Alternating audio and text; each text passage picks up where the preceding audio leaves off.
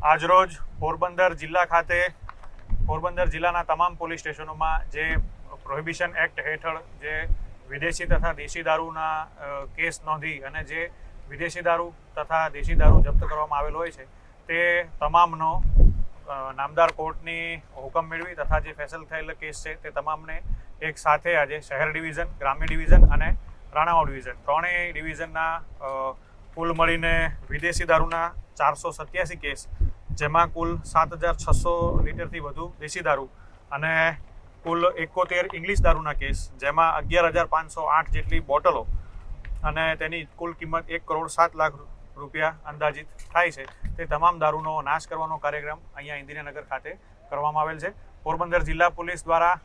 સતત આ બાબતે પ્રોહિબિશન એક્ટ બાબતની કાર્યવાહી સતત ડ્રાઈવના ધોરણે કરવામાં આવતી હોય છે અને મહત્તમ કેસો કરી અને દારૂની બદીને દૂર કરવાના સતત પ્રયત્ન ચાલુ હોય છે. દૈનિક ધોરણે પોલીસ દ્વારા પ્રોહિબિશન એક્ટ હેઠળની કાર્યવાહી કરવામાં આવતી હોય છે અને ખાસ કરીને જે જિલ્લાના જે બોર્ડરિંગ જે વિસ્તાર છે ત્યાં આગળ અમારું નાકાબંધી તથા પેટ્રોલિંગ વધારે હોય છે, જેથી કોઈ પણ બહારથી જે આવતો વિદેશી દારૂનો જે મુદ્દામાલ છે અમે ત્યાં જ રોકી શકીએ અને પકડી શકીએ.